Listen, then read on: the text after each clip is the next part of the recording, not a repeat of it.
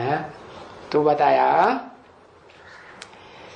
तो जो भी आत्माएं भाई भाई हैं वो सब पतित बन गए, पतित बने हैं, उनके साथ उनका शरीर भी पतित बना है। तो आत्मा ही पुकारती है, हे बाबा आए करके हम पतितों को अभी पावन बनाओ। कौन आए करके? बाबा, ऐसे कहते हैं, हे बाप। एक था वो प्रश्न पूछता था, बाप जी, बाप, ऐसे बोलता था। ऐसे बाप बोला जाता है क्या? नहीं। हाँ, क्या बोलते? बाबा। तो आए करके हम पतितों को अभी पावन बनाओ। अब ये बच्चे, इस समय में तुम सब बच्चे जान चुके हो कि पावन किसको कहा जाता है। किसको कहा जाता है पावन? बिंदी को। हाँ? बिंदी को पावन कहा जाता है। किसको कहा जाता है? और पतित किसको कहा जाता है? मालूम है कि नहीं? हाँ?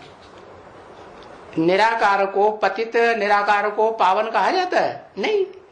वो जब साकार में आए तब कहेंगे कि उसमें पतित भी है और पावन भी है। तो तुम बच्चे आपस में भाई भाई, पतित सब, और सब पतितों का बाप एक। कौन? आपस में भाई भाइयों का बाप कौन? सब पतित।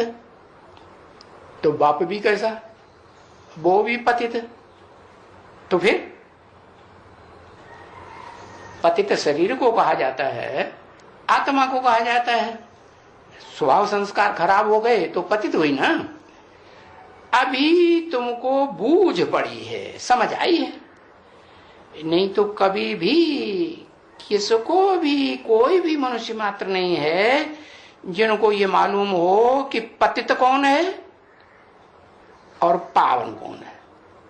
बताओ, इस सृष्टि रूपी रंगमंच पर तो सीढ़ी का चित्र जो दिखाया है क्या बताता है? हैं? किसकी कहानी है? हैं?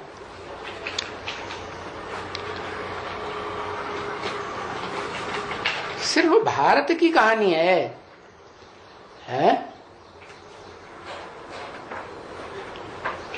रचयिता और रचना की कहानी नहीं है। झाड़ में भी रचयिता और रचना की कहानी है या एक की कहानी है?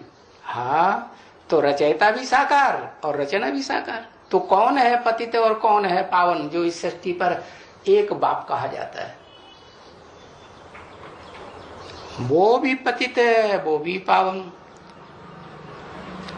कौन? सुप्रीम सोल पावन, और जिसमें प्रवेश करता है वो पतित। लेकिन ये सृष्टि में भी रचयिता और रचना कोई है या नहीं? सारी सृष्टि में, चारों युगों में कौन रचयिता और कौन रचना? हाँ, कहेंगे राम बाप रचयिता, पावन, और सब रचना। उसमें अव्वल नंबर रचना कृष्ण। ठीक है।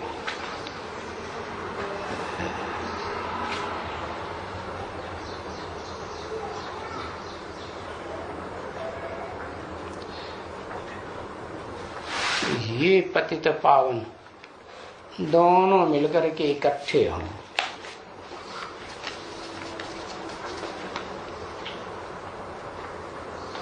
अभी इकट्ठे नहीं होते हैं? हा? होते हैं। पतित पावन इकट्ठे हैं। हाँ, रचयिता और रचना दोनों साकार। तो दोनों जो हैं वो अभी कहें कि दोनों में जो रचयिता है और जो रचना है वो पतित पावन का कॉम्बिनेशन है। पावन कौन है फिर? अभी कोई है पावन? हाँ? अरे है,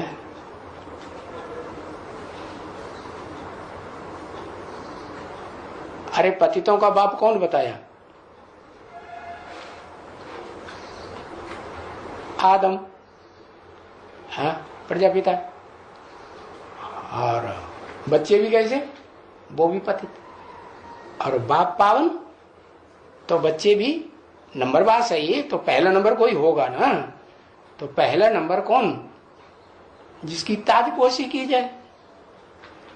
ताजपोशी बाद में होगी, पहले तो युवराज घोषित किया जाता है कि हाँ यही है जिसके साथ मिलकर के राम जी महाराज रावण के ऊपर क्या पाएंगे? जीत पाएंगे। कि बिना मिले जीत पाते? रामायण में दिखाते हैं ना, राम जी जंगल में मारे मारे फिर रहे थे, बड़े दुखी हो रहे थे। तो फिर कौन मिला पहले पहले आके कि उनको आफत बंध गई? कौन मिल गया? हनुमान मिला ना। तो कौन सी आत्मा है हनुमान? कहते हैं पवन सुत है। पवन सुत माने हवा, हवा का बच्चा है। हवा का बच्चा कैसे?